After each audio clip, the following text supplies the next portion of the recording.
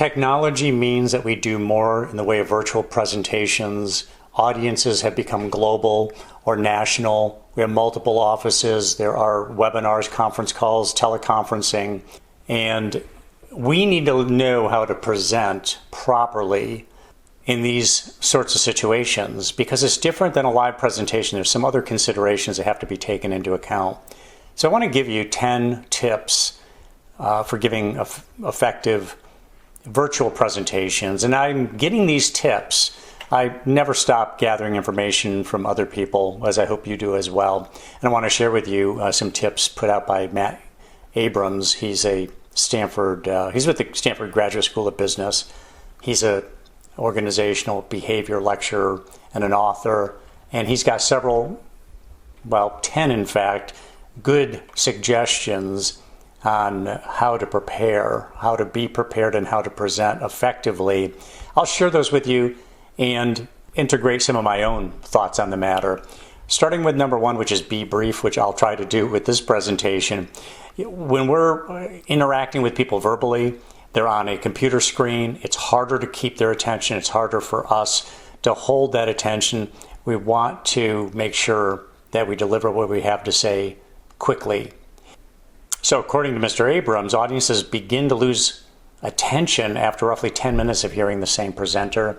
If you have more than 10 minutes of content, we're going to have to use some interactive activities and whatnot to keep an audience engaged. That's tip number one, be brief. Tip number two, be simple. Make sure that your slides, your charts, graphs, animations, any of that stuff is really simple. I've been preaching this for years, that less is more.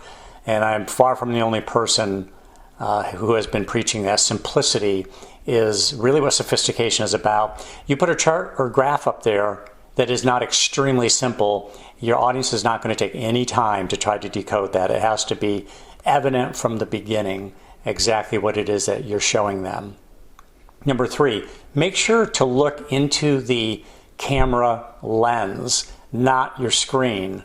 So the way Mr. Abrams puts it is be a TV personality. Look straight into the camera. If you're not looking into your audience's eyes, they're not going to feel a sense of connection. It's really that simple. They're just not going to feel that sense of connection. But so often what we do when we present and we're on a computer or video conferencing with somebody, we're looking straight at ourselves or at them and not actually into the camera lens, so they don't feel that we're actually looking at them.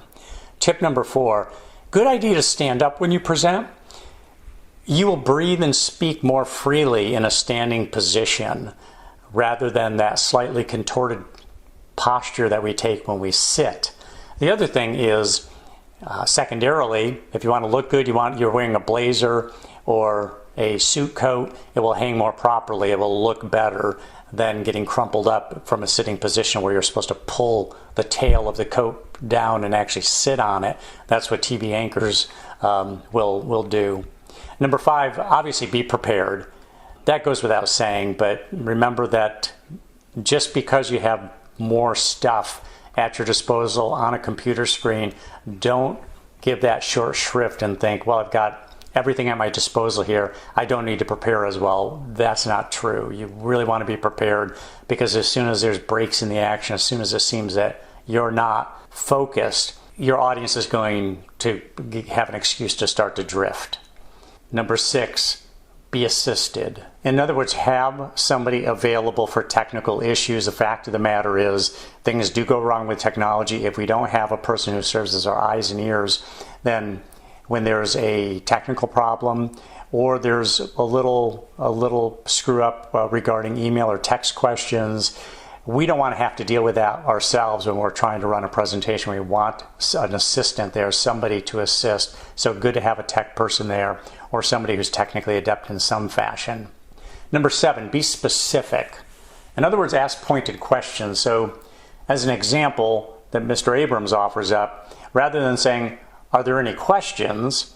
Try to say, who has a question about the solution I just provided? So ask a more specific question rather than just a jump ball and just, hey, any questions out there? And people aren't sure exactly what you're trying to gather questions for.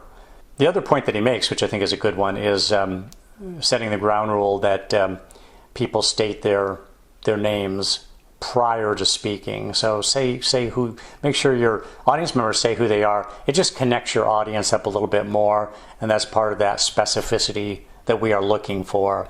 Number 8, be synchronized.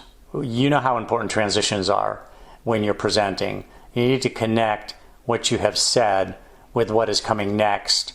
So everything needs to be those transitions between topics and slides are opportunities to get people to re-engage with your talk. Make sure, and this is part of the earlier point that was made about being prepared, you want to understand how you're going to segue from one topic to another, from one slide or piece of imagery to another. So number 9 is be connected. Professor Abrams says, imagine your audience. Even though you can't see them, you can place pictures of audience members behind your camera so that you can look at people as you present. That to me would be a distraction. It obviously works for him. It might work for you. I'm not going to put my seal of approval on that one necessarily. Number 10, be early and encourage your audience to access the call or webinar in advance of start time. Always a good idea, because you want to be able to iron out any kind of technical issues. You want to make sure that they don't realize that they're on mute, or they aren't on mute and should be on mute, or what have you, or how to go ahead and use the function to present a question. Always good to be early so that the wrinkles can be ironed out. So there they are, 10 suggestions for giving virtual presentations, something we're doing more and more. Again, it's different than a live presentation. We have to take some of those other things into consideration. Hats off to Matt Abrams. Again, he's with the Stanford Graduate School of Business, an organizational behavior lecturer. He's also an author and communications coach. Thank you for watching. Please subscribe to my YouTube channel and click on the bell so that you get notifications of my most recent postings, of all the new postings that I put on YouTube. And as always, good luck with your presentations, whether live or virtual.